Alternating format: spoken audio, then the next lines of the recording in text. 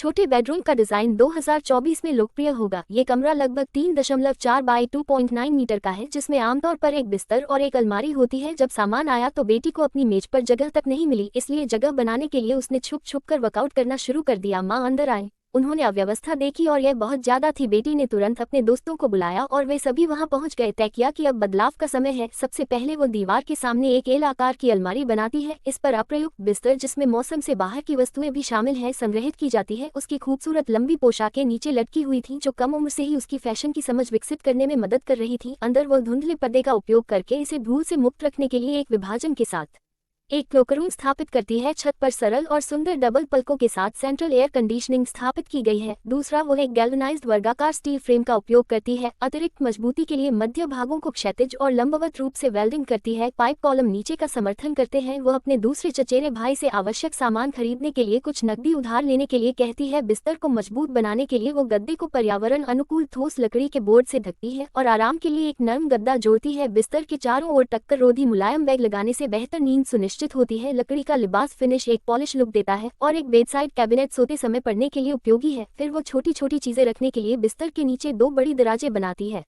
तीसरा, वो खिड़की के पास एक कोने वाली डेस्क बनाती है। एक तरफ उनका स्टडी एरिया है और दूसरी तरफ ड्रेसिंग टेबल है। वो इसे दीवार के सहारे फैलाकर एक बड़ी किताबों की अलमारी बनाती है, जिसमें एक तरफ आकृतियां और बैग और दूसरी तरफ उपन्यास और किताबें प्रदर्शित होती हैं। आमतौर पर इस्तेमाल होने वाले अंडरवियर और मोज़ों को स्टोर करने के लिए दराजों में सीढ़ियां बनाई जाती हैं। एक और घुमावदार दरवाजा जोड़ा गया है, जो एक राजकुमारी के कमरे में चलने का एहसास देता है। अंत में वो कलात्मक कौशल विकसित करने के लिए एक ब्लैकबोर्ड दीवार बनाती है। शयन कक्ष इस तरह सजाया गया है, छोटा लेकिन संपूर्ण, जिससे उसे बचपन से लेकर शारीरिक सुंदरता तक सर्वांगीण विकास करने का मौका मिले। आइए अब शयन कक्ष के समग्र प्रभाव पर एक नजर डालते हैं।